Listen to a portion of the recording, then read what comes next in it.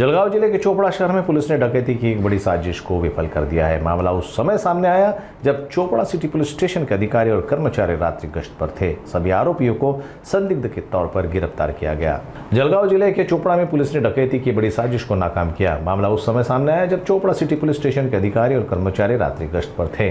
Chopra चुंचले road पर Ertiga car संदिग्ध रूप से खड़ी थी। कार की तलाशी लेने पर डकैती के लिए उपयोग किए जाने वाले औजार और सामग्री बरामद की गई।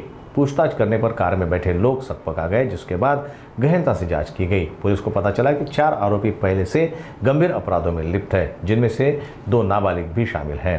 पुलिस ने सभी आरोपियों की हिरासत में लेकर सलाखों के पीछे भेज दिया है और सभी से पूछताछ जारी है।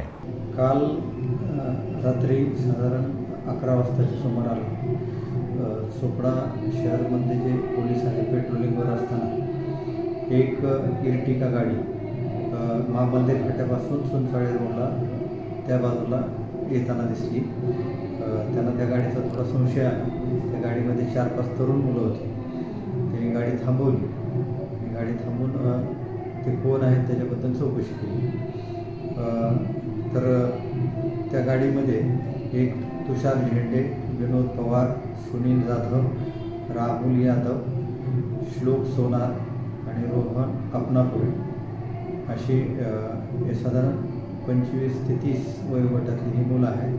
2 अल्पवयीन मुलं आहेत आणि ही सर्व मुलं जी आहेत ती पिंपरी चिंचवड परिसरात राहणारे आहेत, पुणे जिल्ह्यामध्ये।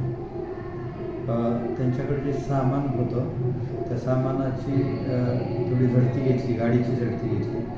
गाडीमध्ये रस्सी, मिरची पूड, त्याच्यानंतर एक टामी, लोखंडी टामी अशा प्रकारची वस्तू मिळून आल्या। त्याच्याबद्दल त्यांना विचारलं तर त्यांना काही सांगता येत नव्हतं ह्या वस्तू का ठेवल्या गाडीमध्ये वगैरे। एकंदरीत आमचा असा संशय निर्माण झाला की हे लोक पुणे जिल्ह्यातले आहेत आणि एवढ्या लांब या ठिकाणी अशा अंतर्गत भागामध्ये यायचं काही कुठलं कारण नाही। त्यांना ते काय सांगता पण येत नव्हतं की कशासाठी आले काय। एकंदरीत त्यांच्या ह्याच्यावर हे लोक कुठंतरी एखाद्या मोठा गुन्हा करण्याच्या तयारीत किंवा दरोडा करण्याच्या तयारीत आहेत असा आम्हाला संशय आला।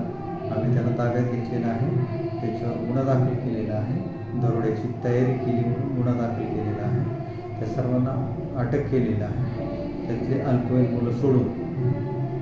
आणि आता आम्ही पुढील तपास करत आहोत।